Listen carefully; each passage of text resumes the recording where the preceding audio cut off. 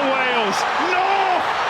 The run for the line for Williams. Oh, he tried to slide over. Underhill got there first. So I grew up in Peterborough, where there wasn't really any rugby. It was sort of a football city. And then I moved to Gloucestershire when I was about 11, and started playing at school there, started playing at club there. I didn't go to the school thinking I want to play rugby. I didn't even really know anything about rugby when I joined the school. So I just sort of played it because that's what everyone else did. And then I joined a local rugby club, Long Levens RFC, when I was 13. And it's just because a load of my mates were down there. Probably got to a decent standard, or I'd say I was an all right player when I was sort of about 16. Before that, I probably wasn't up to much. Made it into the academy, made it into England in the 16s. Played sort of like Southwest rugby and stuff. And that's when I thought that I was actually any good.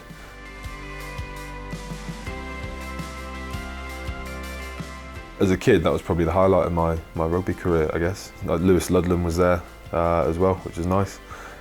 We went to I remember being in Stellenbosch and went on a safari and stuff. And it was more the off-field stuff that I remember.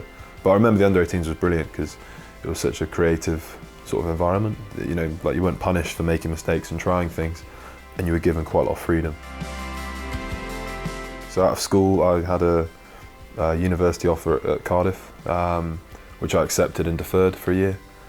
So I gave it a crack for a year, but I came out of the tour. I remember coming out of that under-18s tour with a knee injury. I had surgery on my knee. I started playing for Cinderford, which was brilliant, but it wasn't really what I'd imagined the year being like. The highlight of my week, I suppose, was going to Cinderford and doing proper team training and playing matches on the weekend. But like I said, that wasn't really how I imagined that going, or it wasn't the right place or the right time. So for me, it was a fairly easy decision to sort of think that maybe rugby wasn't you know, what I was cut out for.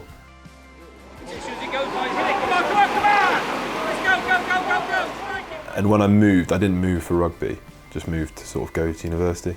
My agent was from South Wales, and he sort of figured that there was a gig at the Ravens, Bridgend Ravens. So in my head, I was going there and I was going to play for them, you know, maybe once a week or once a fortnight, and train them twice a week, and then some spending money for university. But so it worked out. It obviously worked out very differently, but at the time that was where I was at with it. Charged down by Laws. Falls for Underhill! I kind of accidentally ended up playing rugby full time. That hadn't been my intention. So it was 2015 World Cup, and the Ospreys invited me down to pre-season. This was prior to getting to university, you know, because Bridgend and the Ospreys had a pretty clear link.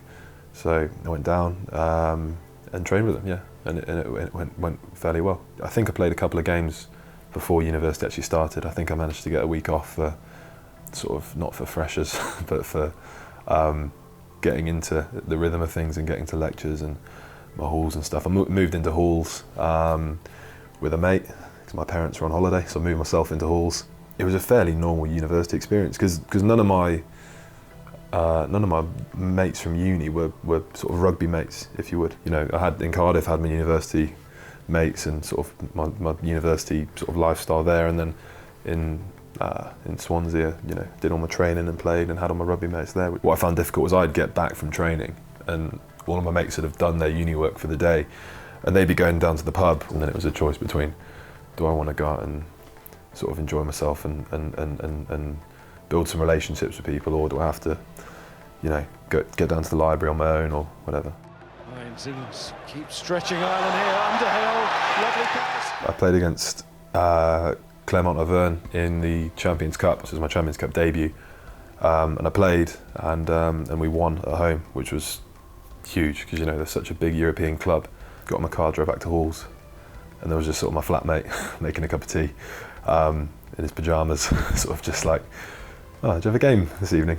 So, yeah, I had a game this evening. And I remember my phone was blowing up and stuff at the time. I was getting messages from people and getting tweets from people and whatever, and it was just really quite nice to be brought straight back down to earth with an invite to the pub and just sort of absolutely no awareness of that. But that was brilliant. It just made everything so normal, you know, going back to a place where no one really cared about rugby. I had sort of a shared student kitchen, which was horrible half the time. It was like pots and pans piled up with weeks of washing, which wasn't brilliant for trying to maintain what you'd call a professional diet. What I realised is that you can't, as great as it was at the time to switch off, if you're going to take it seriously, it needs to be a big part of your life. It needs to be sort of, I suppose, ingrained in most of the things you do. You need to have your setup for your day off. What are you going to do? Because you can't just go to lectures and then go to the pub with your mates, because that doesn't work. I'd liked the idea that I could do both full time, but it's just not feasible because you run out of percentages to give.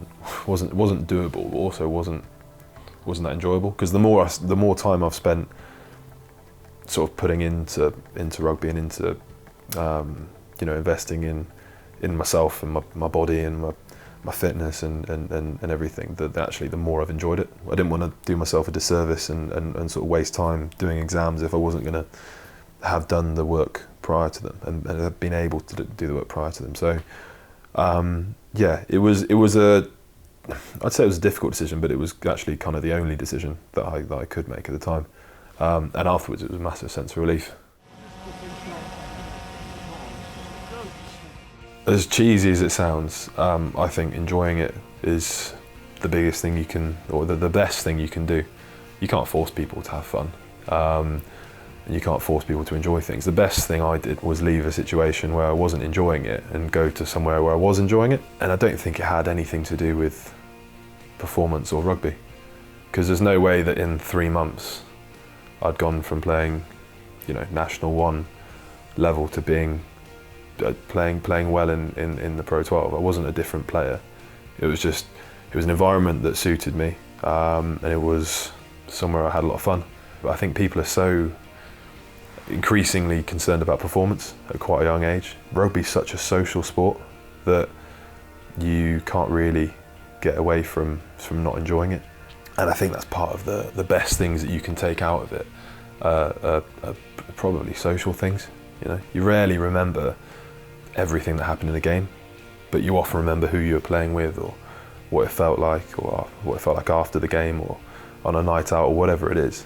And that's the thing that's transferable, because if you get on with your teammates in a rugby club, you'll get on with people in a job or in life in general, and you become a sort of better person for it.